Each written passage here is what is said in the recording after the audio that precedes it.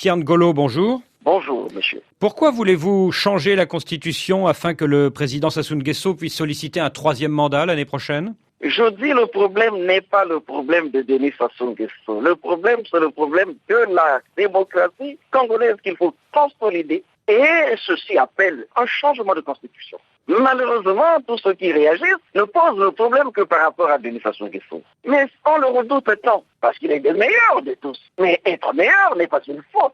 Vous estimez que le président sortant est le meilleur de vos candidats pour l'année prochaine? Mais pourquoi cet acharnement, si on ne le redoutait pas, si on n'avait pas conscience de ce qu'il est le plus fort de tous ceux qui sont là? Alors, vous dites que le changement constitutionnel doit se faire par consensus, mais il manquait beaucoup de monde lors du dialogue national de Sibiti le mois dernier. Sibiti a été un grand moment de mobilisation. On avait là-bas la majorité présidentielle, l'opposition dans sa plus grande partie. Même le MCDD dont vous avez parlé, le MCDD était à Sibiti. Et on avait là-bas tous les partis du centre. Mais Pierre Ngolo, quand il manque à ce type de dialogue des personnalités comme Mathias Dzon de l'UPRN, Guy Brice Parfait-Kolela du MCDDI, Satima Biala de l'UPADS, est-ce qu'on peut parler de consensus? Je ne sais pas. Moi, je dis la chose suivante, qu'à Sibiti, il y a eu consensus. Et je dis qu'il y a quelques personnalités que vous citez, qui, depuis un certain temps, font preuve d'un radicalisme excessif et qui refusent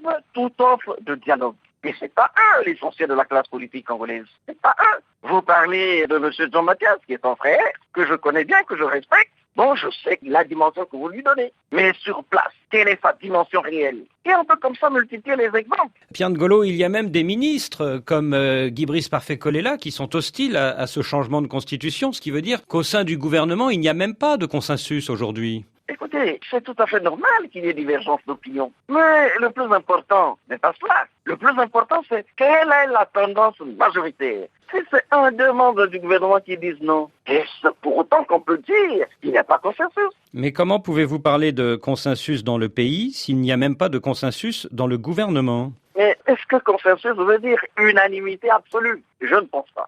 Je dis que dans le pays, il y a consensus. À preuve, nous étions à Sibiti. Et je dis à Sibiti, c'était l'essentiel de la classe politique congolaise. Il y a 10 mois, les partisans de Blaise Compaoré disaient qu'il y avait consensus au Burkina pour la réforme constitutionnelle. On a vu le résultat, la rue a fait tomber le régime. Est-ce que vous ne craignez pas qu'il arrive la même chose à Brazzaville? Mais il n'y a pas de raison. Avant Sibiti, il y a eu beaucoup de contacts. Il y a eu l'étape des consultations présidentielles. Et ça n'a rien à voir avec la démarche du Burkina. Ça n'a rien à voir. Au Burkina, nous voulons de ceci. Et nous y allons, peu importe. Ce n'est pas la logique du Congo. Alors vous vous appuyez sur ce dialogue national de Sibiti, mais vous ne dites pas un mot sur le dialogue alternatif qui a eu lieu 2 semaines plus tard à Brazzaville et qui, au contraire, a dénoncé ce projet de changement de constitution en le qualifiant de coup d'État constitutionnel. Je pense qu'il y a là à deux de langage. Ils ont dialogué avec qui? Avec le gouvernement? Avec la majorité?